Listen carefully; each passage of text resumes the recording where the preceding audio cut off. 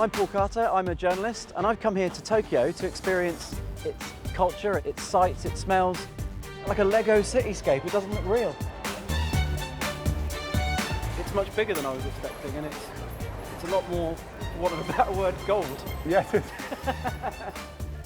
I've come as any other Western tourist could come and do, but I've also come here as a disabled person to experience all of those things through the eyes of someone who might have some difficulties getting over some of those problems, getting around. I feel like I'm done for the day already and I haven't even got anywhere yet.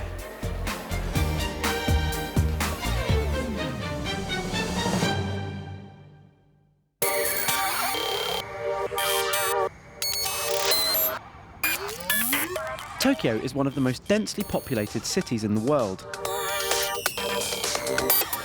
And next year it will play host to the Olympics and Paralympics. Japan expects a record 40 million visitors in 2020, including many disabled travellers. So I want to find out how prepared its capital is to welcome an influx of foreign visitors, especially people like me. I was born without any lower arms or legs, and as you can probably see, I use short prosthetics to get around.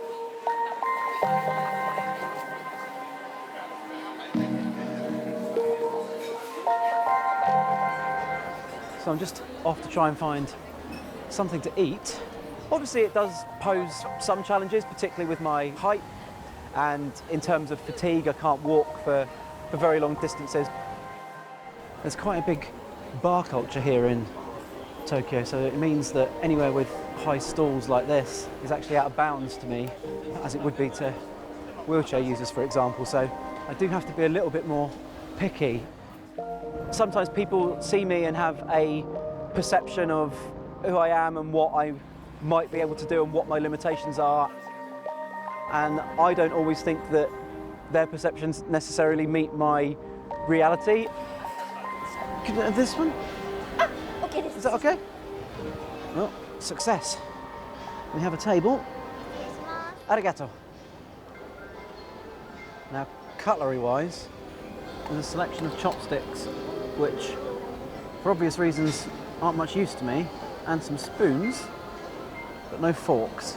So I've planned ahead, and I've got the Japanese word for fork on my phone. So when my food comes, I'll see if they have any. Otherwise, it's going to be a job of improvising. Ah, thank you. Arigato. Success. We have a fork. Looks good.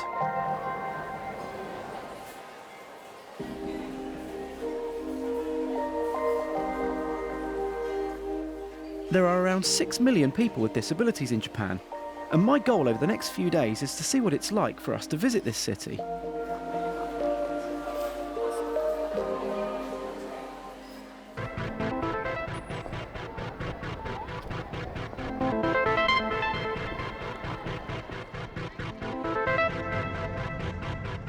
We're off to the Sky Tree. Not really sure what to expect. Looking forward to the view. It's a reasonably clear day, so hopefully we'll be able to see something at least. But I guess we'll find out when we get to the top. It's already looking a little bit busy inside. So there's quite a few escalators to get up, but I mean that's not too bad. I'm quite lucky I can use escalators all right. There are lifts here as well. The Sky Tree is the world's tallest tower and one of the country's most popular attractions.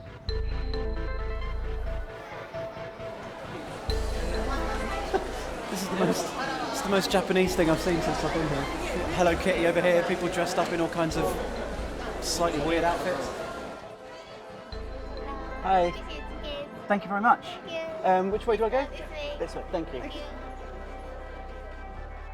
Built in 2012, this modern icon stands at a whopping 634 metres high.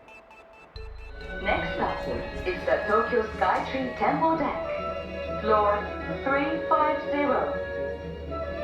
Oh, my ears just popped. I'm told it can withstand earthquakes up to 7.0 magnitude, as well as handle some 10,000 visitors a day. Whoa!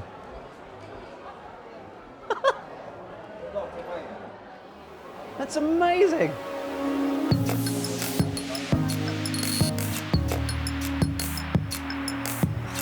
Looks like a Lego cityscape. It doesn't look real.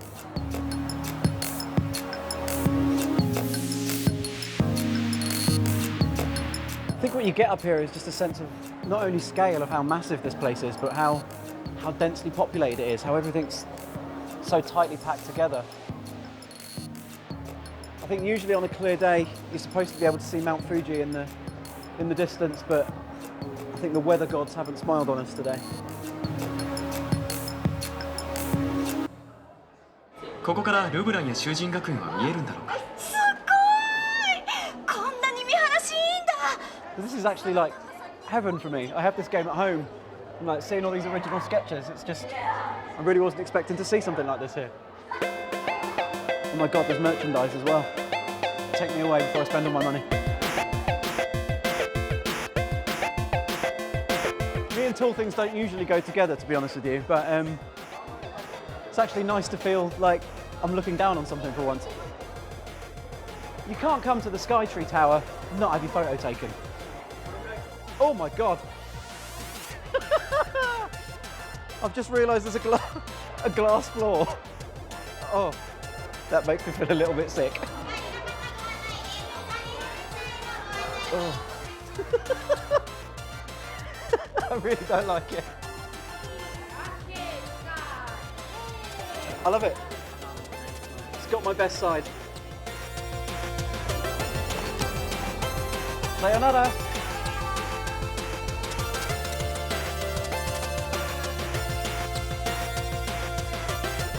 That was so cool.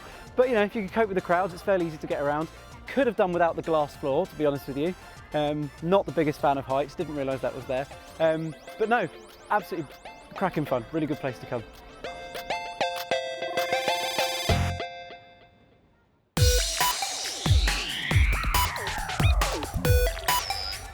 But to be honest, I already had high expectations of Tokyo, one of the most high-tech and futuristic capitals in the world. And uniquely, this city has been down this road before.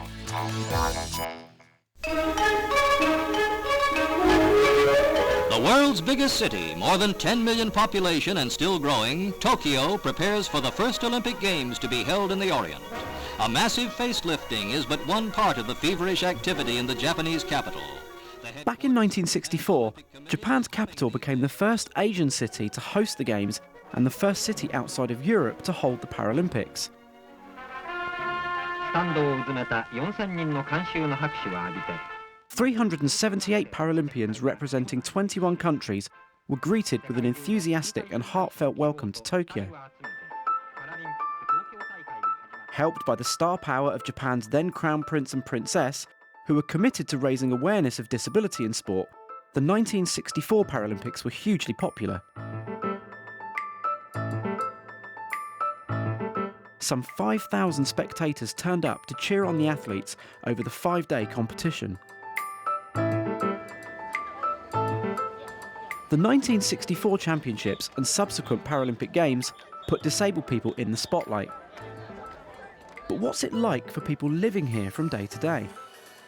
I'm in the lively Harajuku area to meet an award-winning disability vlogger who has been documenting her journeys around Japan. Hi, Yuriko. Hi, Paul. Hi, I'm Paul. Nice to meet you. Nice to meet you. How are you? Hi, thank you. How are you? This is pretty busy. Yeah, so crowd is busy. What is this? What is this place? This place is very popular and trendy, and so many young people. I can tell. So you've made videos and provide information for disabled people. How did you start doing that and why? I have a son. He is now 12 years old. When he was 3 years old, I really wanted to go to the beach with him. I researched a lot and I found a very, very accessible beach in Japan. So I could go there and had a great time with him. Even though in a wheelchair, if people get the information can change their lives. So I started to make the video on YouTube. I'm provided 200 videos. 200? Yes, 200. Wow. Yuriko thinks the momentum of the Paralympics here will change how Japanese people interact with disabled people. What is it about the culture here around disability that makes things a bit difficult? I go to overseas. People are very kind and people open the door for me or take us to use elevator. But now in Japan it's not like that. Right. Yes, because people don't know how to treat or how to help us, or they're so shy. But I hope people will change Yeah. in Japan. Why do you think that is, that people are shy to help? Is it a culture thing? Yeah, I think that is samurai culture. People are very happy to be held Paralympics in Japan, so I hope people will change. Part of the success of the Paralympics will hinge on people's experience of Tokyo. With that in mind, the city spent billions preparing for the event, which includes updating the infrastructure with lifts and escalators. I'm trying to find the entrance to Shibuya Station, which I'm told should be just up ahead. Aha! I'm told that the metro system is about 90% accessible, but Is this the entrance? Is there a way with an elevator? No elevator. There's no signs to say where the accessible route is.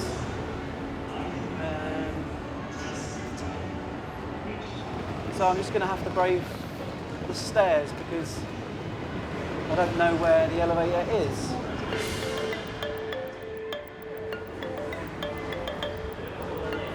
Exit, toilets, information.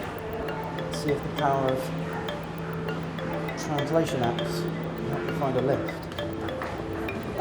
Downstairs. Okay, thank you. So there isn't an elevator on this floor. So it's stairs again. Shibuya Station underwent a huge makeover in 2013. Now sprawling over 3 levels, it's a bit of a struggle to navigate, especially with so many steps. There are lifts and escalators here, but it takes me more than 20 minutes to actually find them. There's a sign there for a train.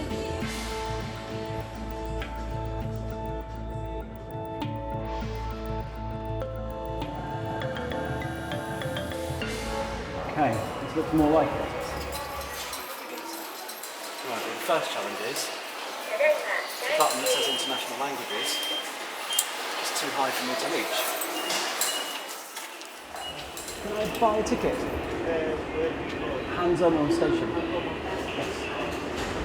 It looks like this tap is going to help me. At least I think so.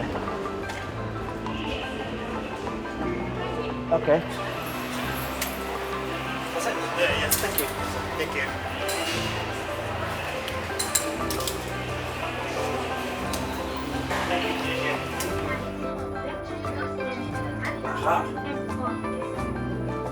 By the time I reach the platform on the lowest level, I'm pretty tired. I have no idea if I'm actually in the right place, but we'll soon find out.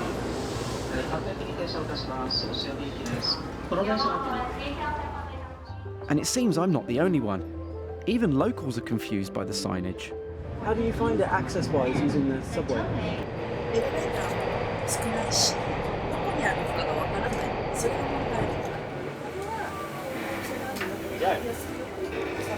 But eventually, I reach my destination.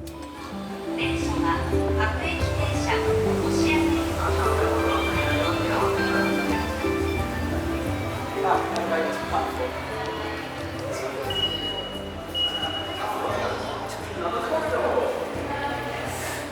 feel like I'm done for the day already and I haven't even got anywhere yet.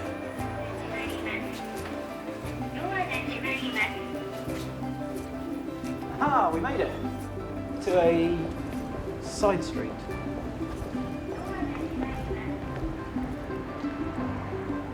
Oh well, we sort of got there.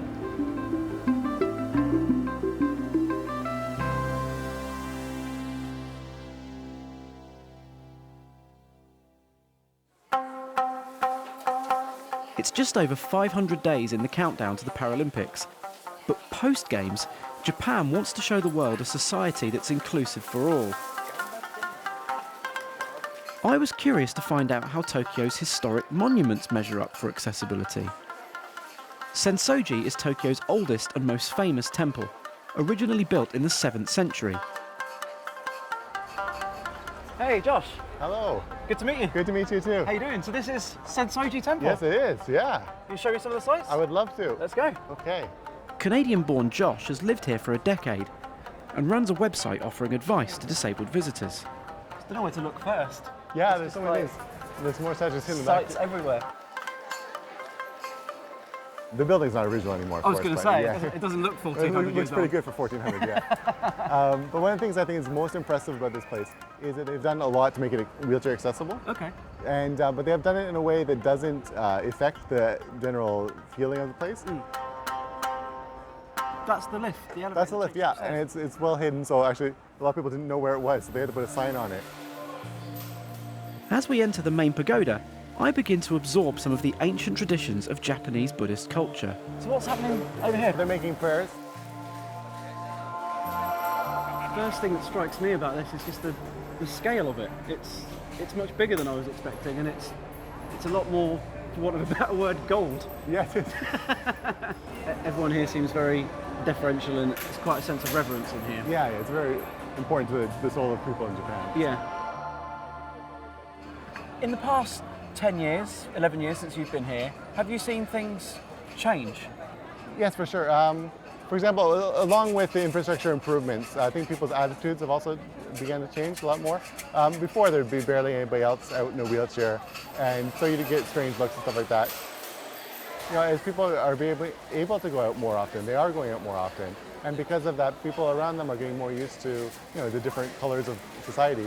And you know, with the Olympics coming up soon, I think it's getting even better.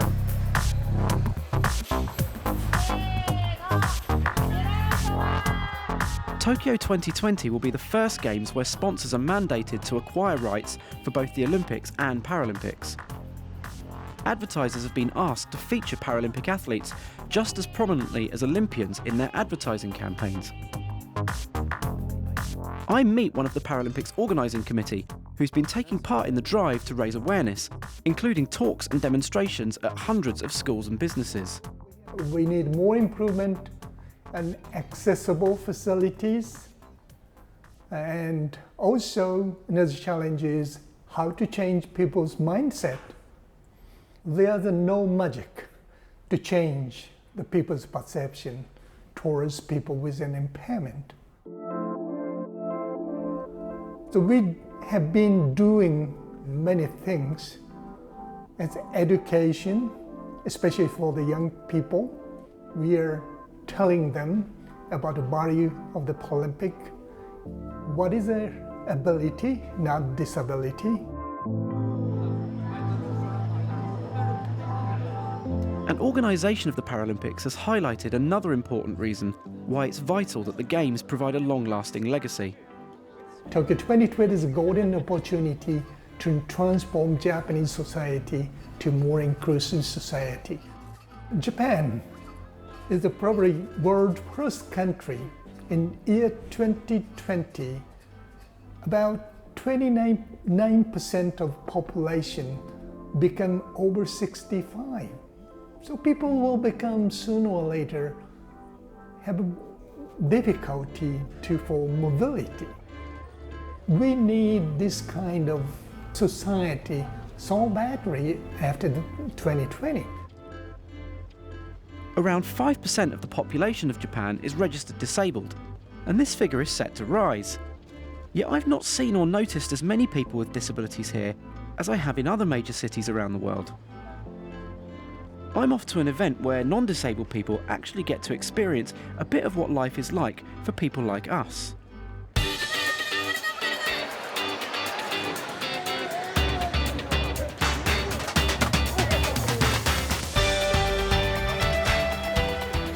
Tell me a little bit about what's going on here in this. In this booth, we have a Parasports awareness event.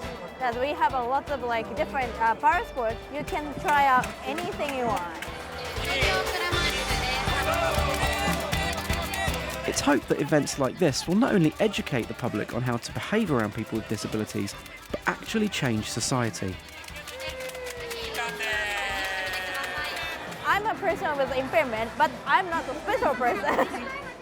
So parasports has a power to change the society, and Paralympics has a power to change the society. So it's been changing little by little, and these 2 years going to drive changing the society really fast. Yeah. All looks really great. I can see the wheelchair basketball happening over there. Yes, would you like to try some? Go on then, let's give it a crack. Yes.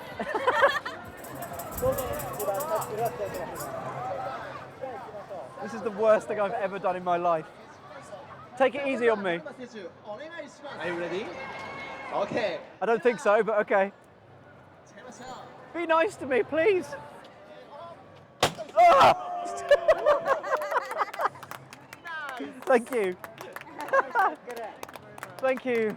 Oh. That was genuinely terrifying. So how was it? Oh. You're sweating a lot. That was really scary.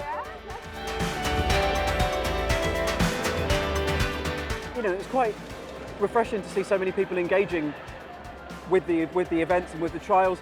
I must admit, I was a little bit cynical about this kind of thing coming into it.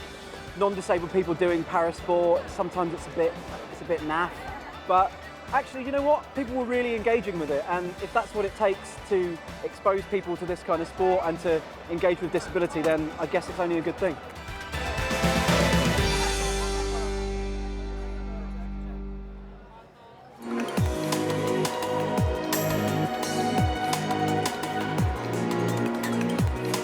I think coming here and surviving for as long as I have and finding my way around has been an achievement for me. Disability-wise, I found that maybe perhaps people are a little bit reticent to offer assistance, but I think a lack of knowing how to approach that subject, or almost a shyness to want to offer to help, I think is the issue. Everyone connected with disability is really super aware of the fact that they still can improve and want to get better, and they are really trying to get better.